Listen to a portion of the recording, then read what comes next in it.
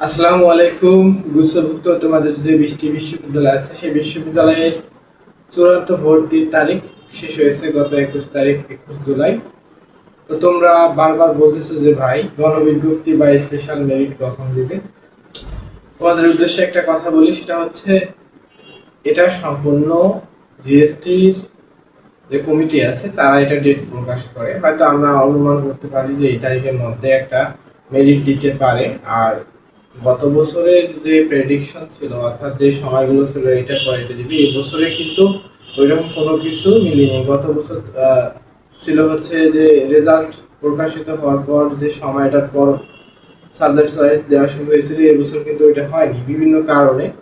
তো তোমরা যে অনেকে অপেক্ষা করতেছো যে ভাই স্পেশাল মেরিটটা কবে দিবে, স্পেশাল মেরিট যেহেতু 21 জুলাই তোমাদের চূড়ান্ত ভর্তির ডেট শেষ হয়েছে, 21 জুলাইয়ের আগে ডেইলি স্টার কর্তৃক একটি নিউজ হয়েছিল। ডেইলি ডেইলি ক্যাম্পাস ডেইলি ক্যাম্পাসে একটা নিউজ প্রকাশিত হয়েছিল, যেখানে তোমাদের আসন ফাঁকা ছিল 420টি, total A B C unit মিলে।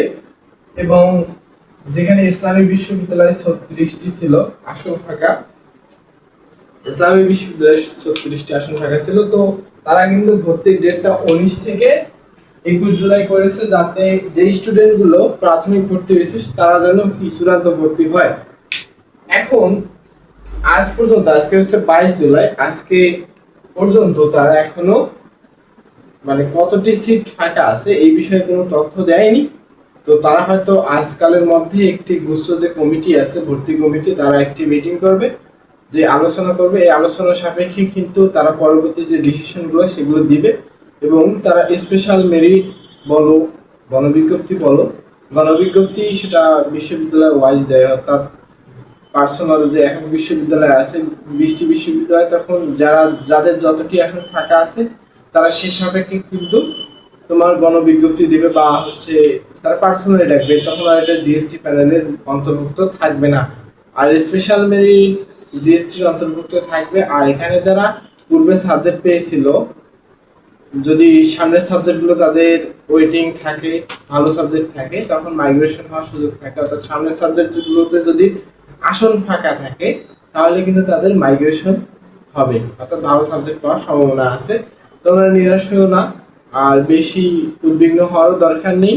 আর নিয়মিত আপডেটগুলো চেক করবা জিএসটি ওয়েবসাইটে, এবং বিভিন্ন ভাই টিউটোরিয়াল ভিডিও বানাচ্ছে অ্যাডমিশন রিলেটেড, তাদের ভিডিওগুলো দেখবা।